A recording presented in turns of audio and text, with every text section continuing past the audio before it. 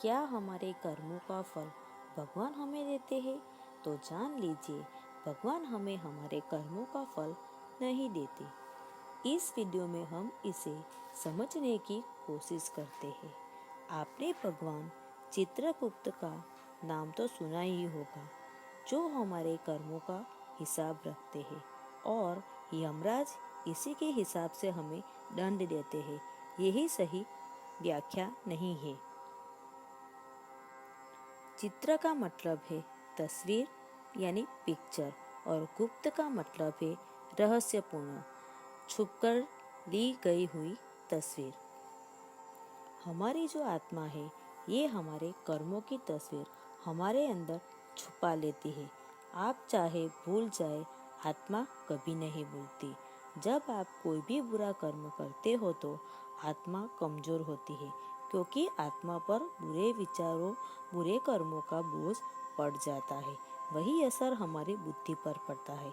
एक जन्म से दूसरे जन्म, दूसरे जन्म से तीसरे जन्म हम क्षुद्र होते चले जाते हैं।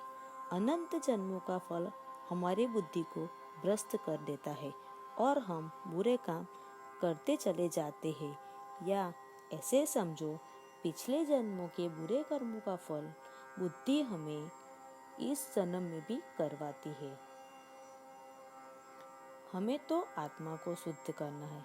अगर आत्मा पर बोझ, कर्ज रहा तो हमें फिर से जन्म लेना पड़ेगा, फिर से हमें कर्ज उतारना पड़ेगा। तो जानिए, हमारे कर्म ही हमको फल देते हैं। जीवन के दो तल है, शारीरिक और आत्मिक। हमें आत्मा को कोई बोझ नहीं देना है, इसलिए हम शरीर के सुख को ही सच मान लेते हैं।